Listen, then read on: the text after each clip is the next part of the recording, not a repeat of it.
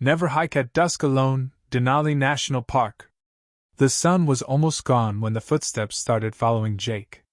At first, he thought they were his own echo. The ground in Denali National Park was uneven, covered with rocks and dry grass that snapped under every step.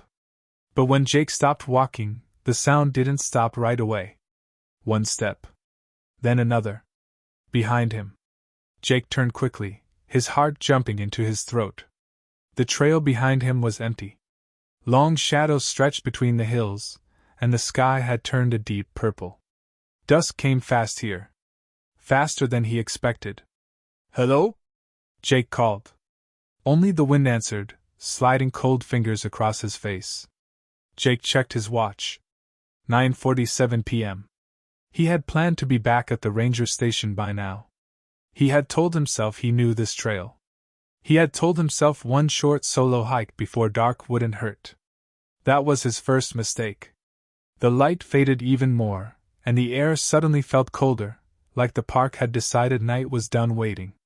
Jake pulled his jacket tighter and started walking again, faster now. The footsteps followed. Crunch. Crunch. Not matching his steps. Lagging behind. Careful. Jake's breathing grew loud in his ears. He didn't want to look back again, but his body did it anyway. This time, he saw something. A shape stood far behind him on the trail.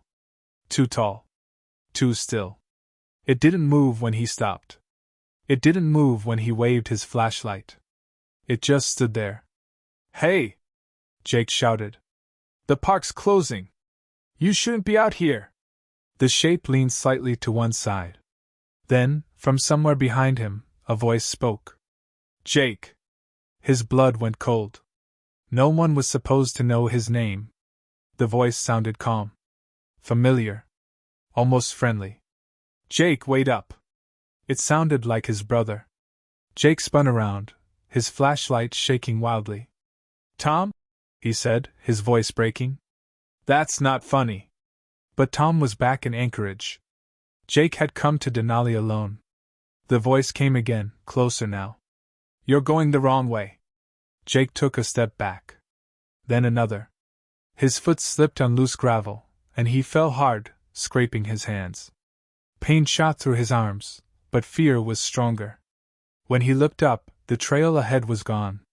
Darkness swallowed everything beyond the flashlight beam. And behind him, the footsteps stopped.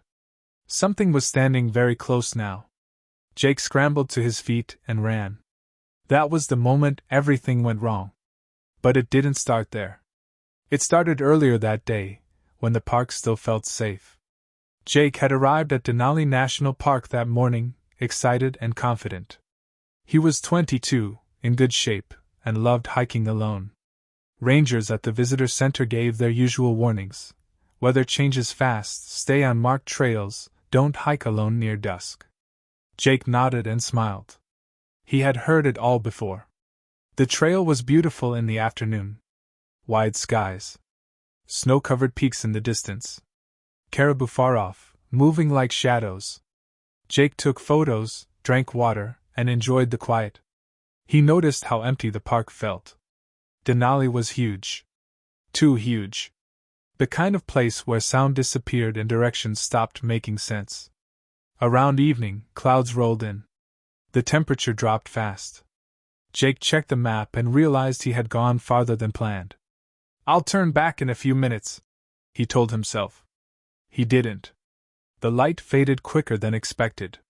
The trail signs became harder to see. Shadows stretched across the ground, turning rocks into shapes that looked like animals, or people. That was when Jake first heard it. A voice. Faint. Far away. "Jake!" He stopped and laughed nervously.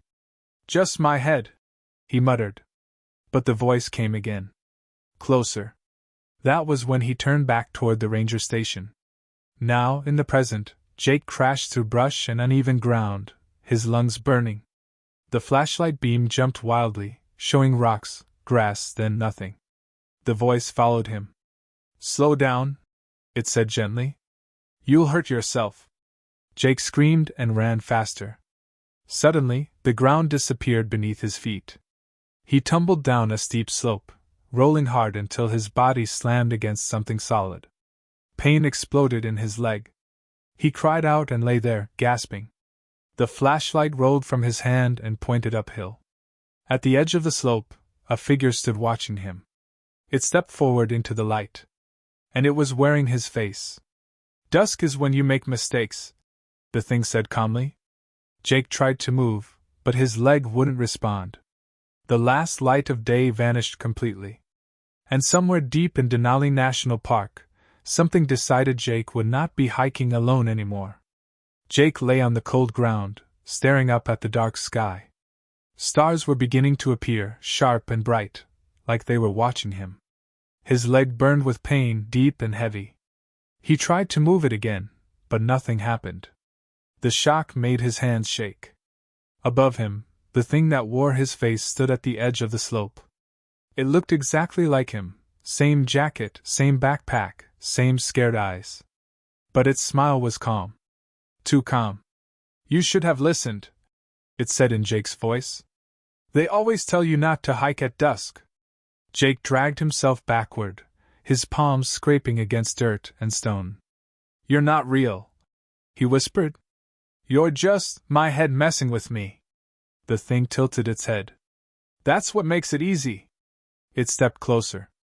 The air around Jake felt colder, heavier, like night itself was pressing down on him. Then, far away, a new sound cut through the dark. A whistle. 3 sharp blasts. Jake's heart jumped. "Rangers." The thing froze. The smile faded. From the hills above, a flashlight beam swept across the trees, then another. Voices followed, real voices this time. "Search and rescue," someone called. "Jake Miller! If you can hear us, shout!" Jake opened his mouth and screamed with everything he had left. "I'm here!" The flashlight beam swung wildly, then locked onto him. The thing looked down at Jake one last time. "Not tonight," it said softly. Then it stepped backward, into the darkness, and was gone. The Rangers reached Jake minutes later. They stabilized his leg, wrapped him in a thermal blanket, and spoke in calm, steady voices. Jake cried, laughed, and shook all at once as they carried him toward safety. One ranger glanced up the slope. "You're lucky," she said. "Another few hours out here, alone, after dark, it doesn't end well." Jake nodded weakly. He didn't trust himself to speak. At the ranger station, doctors treated his broken leg. A ranger took his statement, while he rested, warm at last. Jake told them everything. The footsteps. The voice. The thing that looked like him. The ranger listened quietly. When Jake finished, she didn't laugh. "You're not the first to say something like that," she said. "People get exhausted. Injured. Lost. The mind fills in gaps when fear takes over. But it followed me," Jake said. "It knew my name." The ranger paused. "Denali is a big place," she said carefully. "And dusk is the most dangerous time to be alone out there." Jake left the park 2 days later on crutches. News reports would later say he was injured in a fall during a solo hike near sunset. A close call. A warning story. They didn't mention the voice. They didn't mention the face. Weeks passed. Then months. Jake healed, but he never forgot. Sometimes, late at night, when everything was quiet, he would hear footsteps in his dreams. Sometimes he would hear his name spoken softly, like someone standing just out of sight. He stopped hiking alone. He stopped hiking near dusk. 1 year later, Jake returned to Denali, not to hike, but to visit the ranger station and say thank you. As he was leaving, he noticed a poster on the wall. "Missing hikers, Denali National Park." Dozens of faces stared back at him. Young. Old. Smiling. People who had gone out alone. People last seen near dusk. As Jake turned away, he felt a strange chill, even in the daylight. From somewhere deep in the park, carried by the wind, he thought he heard it again. His name. Jake didn't turn around. He walked straight to his car and drove away, heart pounding. Because he understood now what Denali had tried to teach him the hard way. In places that big, that wild, and that old, you never hike at dusk alone.